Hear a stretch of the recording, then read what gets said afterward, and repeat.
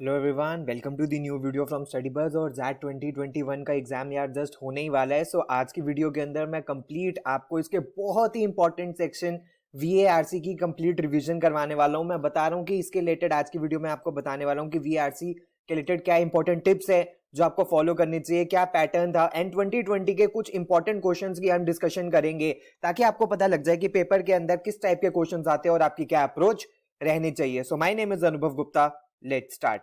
इससे पहले फ्रेंड्स हम स्टार्ट करें, I would request you channel को सब्सक्राइब करके बेल आइकन जरूर प्रेस कर देना ताकि ऐसी कोई भी इंपॉर्टेंट वीडियो आपसे मिस ना हो। एंड प्लीज हमारे साथ इंस्टाग्राम के ऊपर जरूर कनेक्ट हो जाना। ये हमारा इंस्टाग्राम हैंडल है studybuzz_education। एंड अगर आपका कोई डाउट है तो आप हमारे 24/7 डाउट सॉल्विंग ग्रुप को भी ज्वाइन कर सकते हो। यहां जाके आप अपना डाउट पोस्ट कर सकते हो और डाउट फैकल्टीज आपका डाउट सॉल्व कर देंगी। तो फ्रेंड्स, अगर मैं सबसे पहले वर्बल एबिलिटी एंड आरसी के सेक्शन के बारे में बात करूं जो 2020 में पेपर पूछा गया था, उसके अंदर क्या क्या पूछा गया था। उसके अंदर 26 क्वेश्चन आए थे। अब 26 क्वेश्चन का ब्रेकडाउन क्या है कि 4 आरसी पूछे गए थे, एक पोएम बेस्ड आरसी जो जैट फेमस है, हर साल पूछता ही है।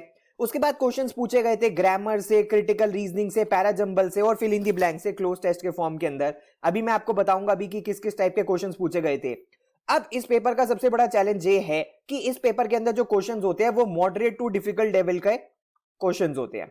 तो अब आपको इन मॉडरेट टू डिफिकल्ट लेवल के क्वेश्चंस के अंदर वो क्वेश्चंस निकालने हैं जो इजी या फिर डुएबल है। यानी कि 26 क्वेश्चंस के अंदर आपको वो क्वेश्चंस फाइंड आउट करने हैं विद इन लिमिटेड टाइम। ऐसा नहीं है, सिंस यहां पे कोई भी सेक्शनल टाइम लिमिट नहीं है तो ऐसा नहीं है कि आप अपना टाइम वेस्ट कर सकते हो। तो विद इन 45 टू 50 मिनट्स जो भी आपको मिलेंगे इस सेक्शन को सॉल्व करने के लिए, जितना टाइम आप रखोगे, तो उसी के अंदर कैसे आपको अपनी सेक्शनल कट ऑफ क्लियर करनी है एंड कैसे आपको अपना स्कोर मैक्सिमाइज करना है, ये आपको फाइंड आउट करना है। क्यों? जनरली जो सेक्शनल कट ऑफ रहती है वो अराउंड 8 टू 10 मार्क्स की रहती है, लेकिन सिर्फ और सिर्फ सेक्शनल कट ऑफ क्लियर करने से कॉल नहीं आएगी, आपको ओवरऑल कट ऑफ भी क्लियर करनी पड़ेगी और अपना स्कोर मैक्सिमाइज करना पड़ेगा।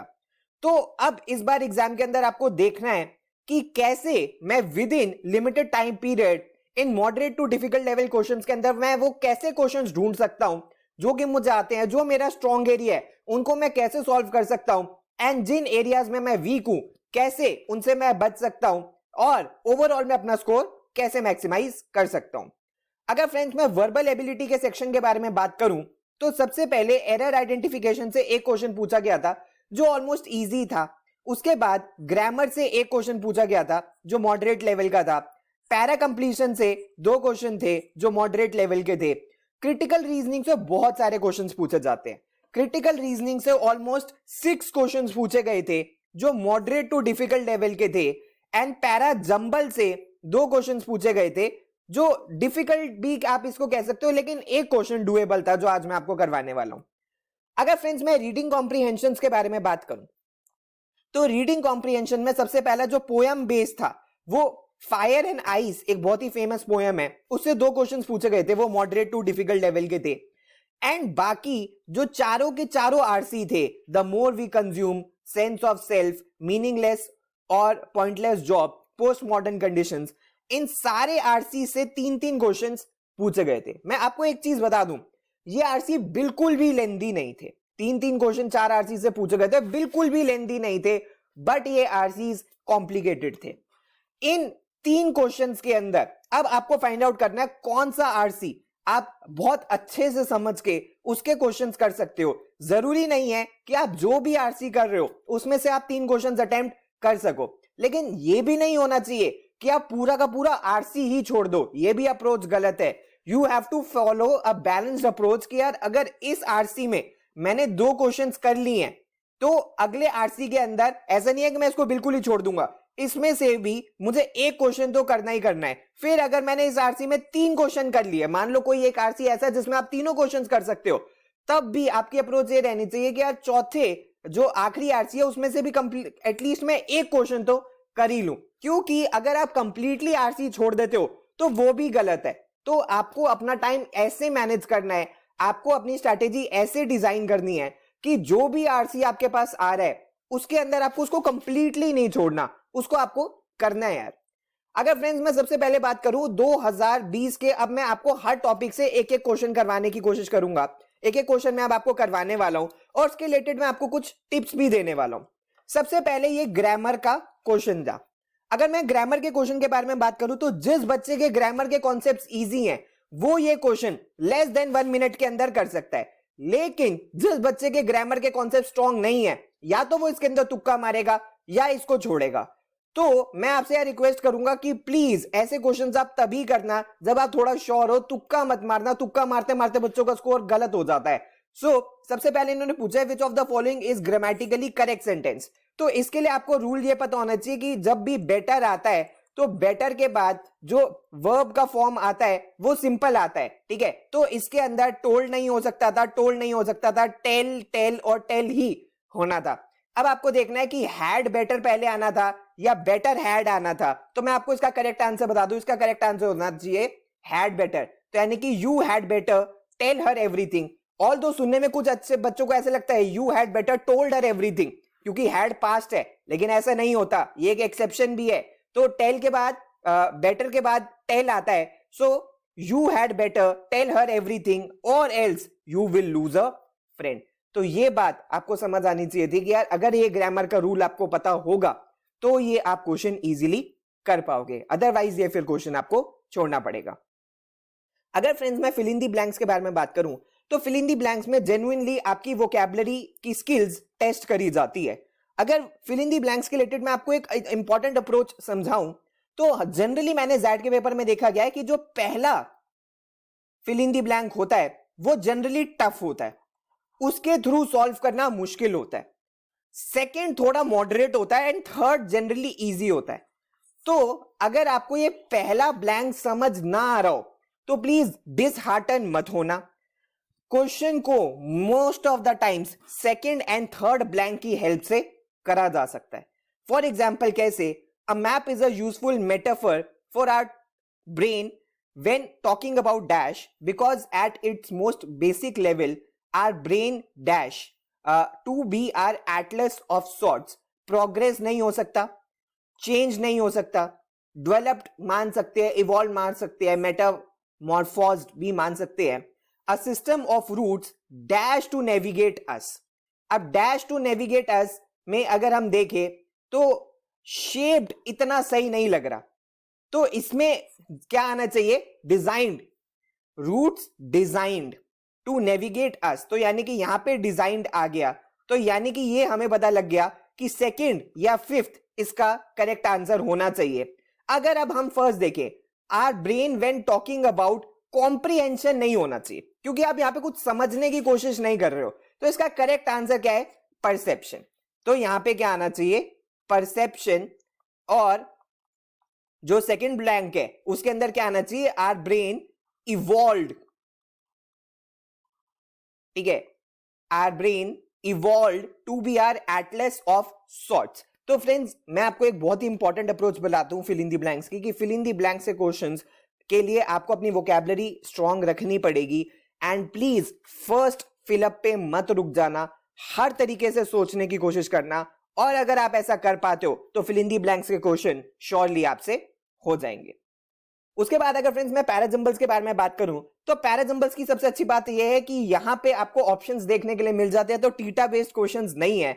अगर आप यहां पे पेयर बेस्ड अप्रोच बनाने की कोशिश करोगे, लिंक चेन बनाने की कोशिश करोगे, तो श्योरली आप इस क्वेश्चन को बहुत इजीली कर सकते हो। ये क्वेश्चन मैं ऐसा मानूंगा पैराजंबल का जो जैड के अंदर था, जो कि इजीली हो सकता था, बस थोड़ा सा दिमाग लगाना था, स्ट्रेस में थोड़ा सा सोचना था, एक लॉजिकल सीक्वेंस बनाना था। क्योंकि जो टिप्स आपने कैट के अंदर सीखी हैं पैराजंबल सॉल्व करने की, वो ही आपको यहां भी हेल्प करेगी। ऑल्दो कैट के अंदर ऑप्शंस नहीं देखने के लिए मिलते, लेकिन जैड में आपको ऑप्शंस देखने के लिए मिलेंगे, तो इसीलिए इसको सॉल्व करना कंपैरेटिवली इजी हो जाएगा। आई वुड रिक्वेस्ट यू यार, वीडियो को पॉज करके एक बार इस क्वेश्चन को पढ़ो और उसको सॉल्व करने के लिए ट्राई करो, उसके बाद मैं करवाता हूं।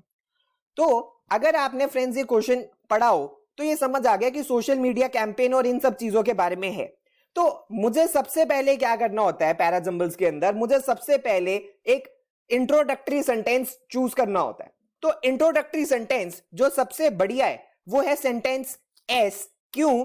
Political advertising on social media comes in many forms, क्योंकि आगे उसने बताया है which forms, and remains under examined in India. तो एस से तो इंट्रोडक्शन हो गया। अब पॉलिटिकल एडवर्टाइजिंग के बाद हमें क्या देखना है? अगर हम देखें कि एस से शुरू होते कौन से दो सेंटेंसेस है, एस और ये थर्ड और फिफ्थ, क्योंकि अगर आप क्यू से भी देखो तो क्यू से इतना बेटर स्टार्टिंग नहीं हो रही, एस एक ज्यादा बेटर स्टार्टिंग दे रहा है।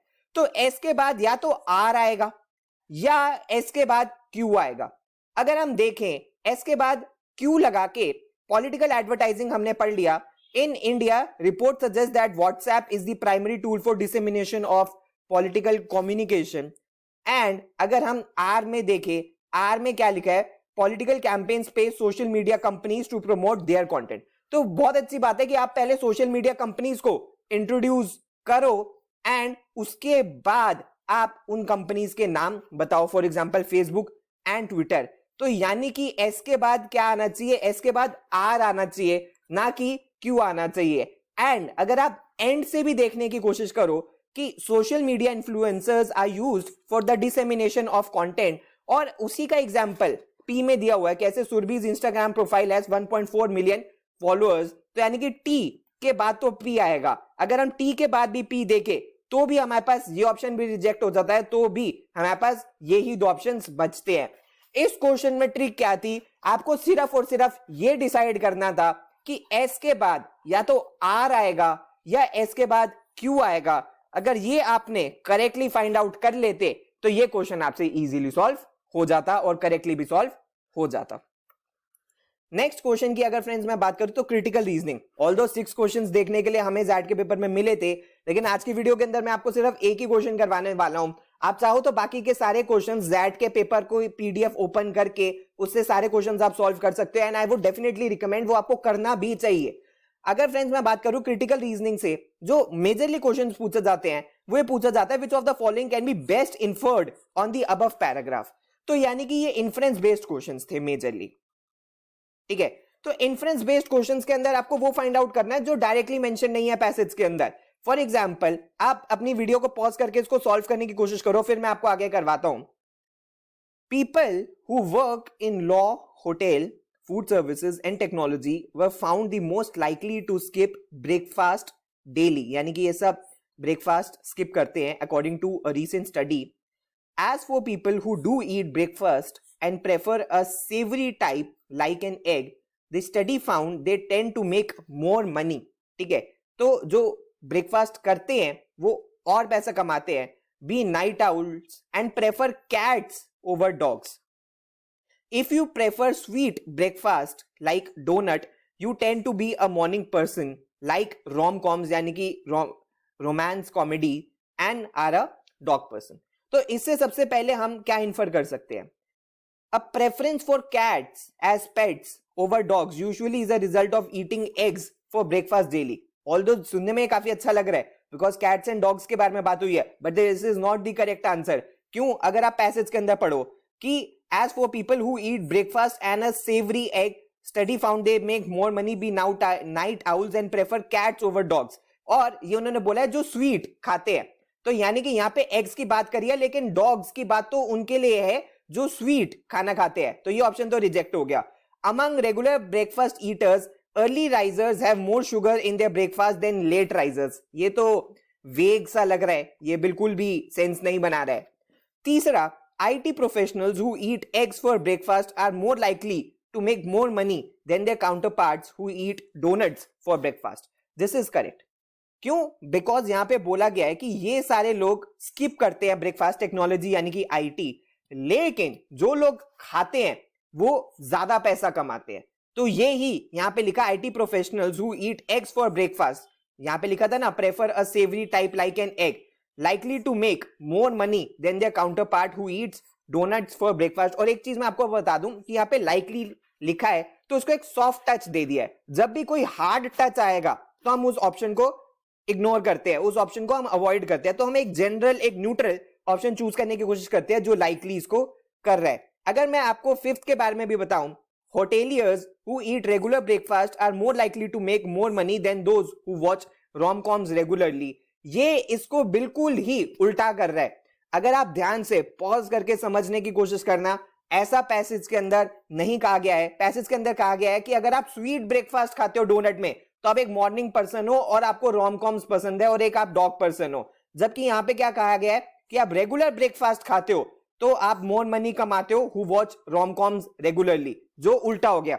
यानी कि सारे के सारे ऑप्शंस बहुत क्लोज थे, लेकिन आपको बहुत क्लोजली इनको रीड करना था। अगर आप ऑप्शंस के बीच में डिफरेंशिएट नहीं कर पाओगे तो आपको एक चैलेंज आएगा क्रिटिकल रीजनिंग करने का। तो मैं आपको डेफिनेटली सजेस्ट करूंगा क्रिटिकल रीजनिंग के सारे क्वेश्चंस प्रैक्टिस करके जाओ, ताकि पेपर के अंदर आप मिस्टेक ना करो। उसके बाद अगर फ्रेंड्स मैं बात करूं पोएम बेस्ड आरसी, जिसके लिए ज़ैड नोटोरियस है, एक ऐसी चैलेंजिंग पोएम आपको देता ही है, लेकिन इस बार इन्होंने अच्छा किया कि जो पोएम थी वो बहुत छोटी सी थी, और ये पोएम जो थी वो बहुत ही फेमस एक पोएम है, फायर एंड आइस, उसके ऊपर दी गई थी। इसमें क्या था, some say world will end in fire, some say in ice, from what I have tasted of desire I hold with those who favour fire. अब आप ये समझना, डिजायर को फायर के साथ इन्होंने मैच करने की कोशिश करी है, एक मेटाफर बनाने की कोशिश करी है। But if I to perish twice I think I know enough of hate to know what the destruction ice is also great and would suffice. तो यानी कि हेट को आइस के साथ, हेटरेड को आइस के साथ इन्होंने मैच करने की कोशिश करी है। तो इन क्वेश्चंस के अंदर फ्रेंड्स, पोएम के अंदर आपको सीरियसली इंटरप्रिटेशन स्किल्स चाहिए, समझने की आपकी स्किल्स अच्छी होनी चाहिए, तभी आप पोएम बेस्ड आरसी कर पाओगे। मैं आपको जेन्युइनली बता रहा हूं, अगर आप ये छोटी सी पोएम बहुत इजीली समझ जाओगे ना, तो इन दो में से एटलीस्ट एक क्वेश्चन तो आप बहुत इजीली कर लोगे। लेकिन अगर आप पोएम ही नहीं समझे तो फिर आपके लिए क्वेश्चन करना ये एक डिफिकल्ट टास्क हो जाएगा। For example, which of the following statement will the poet agree with the most. अब इसमें से पोएट सबसे ज्यादा एग्री किसके साथ करेगा, desire over power hatred to control humans, ऐसा तो नहीं है। डिजायर एंड हेटरेड में कोई कंपैरिजन ड्रॉ नहीं किया, दोनों ही डिस्ट्रक्शन करते हैं। उसके बाद greed can destroy one's world, ये बिल्कुल सही है, ग्रीड यानी कि डिजायर, और इससे डिस्ट्रक्शन हो सकती है, ये पैसेज में बोला गया है। Ambition is more powerful than envy, ambition की तो बात ही नहीं करी है। उसके बाद both desire and hate can create self doubt, self doubt की भी ऐसा कोई बात नहीं है। Hated desire destroys what desire can not, नहीं, पैसेज के अंदर बोला गया ये दोनों ही डिस्ट्रक्शन कर सकती है, ऐसा नहीं है कि जो ये नहीं कर सकता वो करेगा और वो नहीं कर सकता वो ये करेगा। तो इसलिए इसका करेक्ट आंसर होगा ऑप्शन 2। एंड क्वेश्चन 2 में आपसे पूछा गया था विच of the following is the most unsuitable title. अब आपसे सूटेबल नहीं पूछा गया, बहुत क्लोजली क्वेश्चन को फॉलो करना। बहुत सारे बच्चों ने तो इसको सूटेबल पढ़ के और ऑप्शन कुछ और टिक कर दिया था, तो इसीलिए ये बात आपको ध्यान में रखनी है कि क्या नहीं हो सकता। Love and detest a tale of destruction, passage के अंदर तो डिस्ट्रक्शन के बारे में बात करी है, बिल्कुल करेक्ट है। द एनिहिलेशन हाइपोथेसिस, एनिहिलेशन का मतलब भी डिस्ट्रक्शन ही होता है, तो ये भी हो सकता है। Destruction by fire and ice, ये तो बिल्कुल ऑब्वियस है। हाउ द वर्ल्ड एंड्स, ये भी पैसेज के अंदर हम इससे इन्फर कर सकते हैं। इसका करेक्ट आंसर होगा option 3, emotional destruction of the world. Passage के अंदर डिस्ट्रक्शन को लेके किसी भी तरीके का कोई कंपैरिजन नहीं बनाया गया कि ये इमोशनल डिस्ट्रक्शन है या फिजिकल डिस्ट्रक्शन है, सिर्फ कंप्लीट डिस्ट्रक्शन बोला गया है। तो यानी कि ये काफी क्लोज ऑप्शन था। अगर आप पेपर के अंदर इसको लेके बिल्कुल श्योर ना हो, तब आप इस क्वेश्चन को छोड़ सकते हो। जरूरी नहीं है कि हमको सारे क्वेश्चंस करने हैं, हमें मैक्सिमम अपना स्कोर करना है, लेकिन सारे क्वेश्चंस नहीं करने हैं। लेकिन मैं आपको बता रहा हूं कि कहां पे आपको क्या रीजनिंग एडॉप्ट करनी है। एंड लास्ट, अगर फ्रेंड्स मैं रीडिंग कॉम्प्रिहेंशन के बारे में बात करूं, तो जैसे कि मैंने आपको बताया था कि आज 4 रीडिंग कॉम्प्रिहेंशन पूछे गए थे, उसमें से एक रीडिंग कॉम्प्रिहेंशन मैं आपको करवा रहा हूं। तो इसलिए आई वुड सजेस्ट यू यार कि अपनी वीडियो को यहाँ पे पॉज कर लो, इस रीडिंग कॉम्प्रिहेंशन को पढ़ने के लिए ट्राई करो। उसके बाद 3 क्वेश्चन इससे पूछे गए हैं, इन 3 क्वेश्चंस को करने के लिए ट्राई करो, उसके बाद मैं आपको करवाता हूं। तो फ्रेंड्स, अगर हम रीडिंग कॉम्प्रिहेंशन पढ़ें तो इसके लिए मैं आपको सबसे इंपॉर्टेंट ट्रिक तो यही बताऊंगा कि यार आप सबसे पहले पढ़ लो कि आपको कैसे क्वेश्चंस पूछे गए हैं। सबसे पहले, best captures the essence of the passage, यानी कि ये एक जनरल क्वेश्चन है, ठीक है, उसके लिए मुझे पूरा का पूरा पैसेज पढ़ के समझना पड़ेगा, तभी मैं ये सॉल्व कर पाऊंगा। विच of the following can be best inferred, तो इन्फ्रेंस निकालने के लिए भी मुझे पैसेज की बहुत थॉरो अंडरस्टैंडिंग होनी चाहिए। Which of the following will the author agree the most with, तो यहां पे इन्होंने एक कंपैरिजन करने की कोशिश करी है, तो मुझे अब बताने की पैसेज पढ़ के इनमें से कौन सी स्टेटमेंट के साथ ऑथर एग्री करेगा। तो यानी कि ये पैसेज मुझे बहुत क्लोजली रीड करना पड़ेगा। सबसे पहले अगर मैं बात करूं रीडिंग कॉम्प्रिहेंशन की, the nature of knowledge can not survive unchanged with this context of general transformation, It can fit into the new channels and become operational only if learning is translated into quantities of information. We can predict that anything in the constituted body of knowledge that is not translatable in this way will be abandoned, and the direction of the new research will be dictated by the possibility of its eventual results being translatable into computer language. अभी confuse होने की जरूरत नहीं है, धीरे धीरे इसको पढ़ते चलते हैं, क्या पता अभी हमसे क्वेश्चन सॉल्व हो जाए. The producers and users of knowledge must know and will have to possess the means of translating into these languages whatever they want to invent or learn. Research and translating machines is already well advanced. Along with the hegemony of computer comes a certain logic and therefore a certain set of prescriptions determining which statements are accepted as knowledge statements. We may thus expect a thorough exteriorization of knowledge with respect to the knower and whatever point he or she can occupy in the knowledge process. The old principle that acquisition of knowledge is indissociable from the training building नहीं था of minds or even of individual is becoming obsolete and will ever more so and will become ever more so. यानी कि जो पुराना principal था कि भाई knowledge का पर्पस था माइंड को बनाने का, डेवलप करने का, बिल्ड करने का, ट्रेन करने का, वो जा चुका है और आगे भी और जाता ही रहेगा, पुराना हो चुका है. The relationship of the supply and the user of knowledge of that the supply use is now tending and will increasingly tend to assume the form already taken by the relationship of community producer and consumer. तो यानी कि knowledge का जो purpose है वो producer and consumer जैसा हो गया, यानी कि कमर्शियल वैल्यू ऑफ नॉलेज हो गई है. To the commodities they produce and consume, that is the form of value. Knowledge is and will be produced in order to be sold. It is and will be consumed in order to be valorized in new production. In both cases, goal is exchange. Knowledge ceases to be an end in itself and loses its value. तो इस passage को पढ़ के हमें क्या समझ आया? जितना कंफ्यूजिंग ये यहां तक था उतना ही इजी ये यहां तक हो गया जब ये नॉलेज के बारे में बात कर रहा था. तो यानी कि पैसेज को देख के हमें जज नहीं करना है. क्या पता स्टार्टिंग डिफिकल्ट हो लेकिन बाद में हमें इसको हम सॉल्व कर सके. और आपको मैं एक चीज और बहुत अच्छी बताऊं कि पहली कुछ लाइनों से क्वेश्चन पूछे ही नहीं गए हैं. जो क्वेश्चंस पूछे गए थे वो बाकी के पैराग्राफ से पूछे गए थे. कैसे? फॉर एग्जांपल, सबसे पहले विच of the following best captures the essence of the passage? Knowledge shall no longer be evaluated by its truth but its commercial value, which is completely true. कैसे? मैंने अभी आपको बताया था, लास्ट की फ्यू लाइंस अगर आप पढ़ने की कोशिश करोगे तो आपको पता लग जाएगा कि नॉलेज का पर्पस सिर्फ और सिर्फ एक्सचेंज करना एंड कमर्शियली ट्रेड करना रह गया है. तो यानी कि पहले की हम जो लाइंस पढ़ के कंफ्यूज हो रहे थे उसे होगा ही नहीं. अगर आप बाकी के भी ऑप्शंस देखो वो गलत हो जाएंगे. Translation of knowledge into machine language exteriorizes it. अब प्रॉब्लम क्या है? बच्चों को लगेगा सर हमने एक्सटीरियोराइजेशन के बारे में तो पैसेज के अंदर पढ़ा था यहाँ पे, लेकिन when you are talking about the essence of the passage you have to tell passage as a whole and not just one part or one line of the passage. तो passage as a whole को ये चीज represent कर रही है. Suppliers and users of knowledge have become its producers and consumers. Again, अगर आप यहाँ पे देखो this is just a part of the passage. तो अगर मुझे फोर्थ और फर्स्ट में चूज करना होगा तो मैं एक जनरल स्टेटमेंट ज्यादा चूज करूंगा ओवर अ स्पेसिफिक वन. तो इसीलिए first will happen to be the correct answer. और फिफ्थ को अगर हम देखें, knowledge shall be exclusively produce to be sold. अब ये बहुत ही ज्यादा स्ट्रिक्ट हो गया. मैंने जैसे अभी आपको पहले बताया था हम एक जनरल ऑप्शन चूज करते हैं तो इसलिए हम इस ऑप्शन को चूज नहीं करेंगे. Based on the passage which of the following can be best inferred? Knowledge as a transactional commodity is indispensable to productive power. ऐसा तो नहीं है, इंडिस्पेंसिबल टू प्रोडक्टिव पावर नहीं है वो. Mental discipline is not necessary for learning any more. ये passage के अंदर ऐसा तो नहीं बोला गया है. The locus of creation and accumulation of knowledge has shifted. ये हुआ है, मान सकते हैं कि पर्पस और accumulation वो चेंज हो गया है. Acquisition of knowledge need no longer transform its recipient, which is the correct answer. जो कि पैसेज के अंदर यहाँ पे बोला गया था, जैसे कि मैंने आपको बताया था, the old principle that acquisition of knowledge is indissociable from the training. और यहाँ पे हमने क्या पढ़ा था? indispensable to production, productive power. वो गलत है. indissociable from training of minds है, और even the individual is becoming obsolete will become ever more so. तो यानी कि जो नॉलेज का पर्पस था, जो पर्सन ले रहा है उसको ट्रांसफॉर्म करने का, वो बिल्कुल अब जा चुका है. तो यानी कि नॉलेज अब सिर्फ और सिर्फ एक कमर्शियल कमोडिटी रह गई है. तो इसलिए इसका करेक्ट आंसर फोर्थ होगा. अगर मैं फिफ्थ पढ़ूं, for knowledge to acquire and exchange value it should cease to have a use value.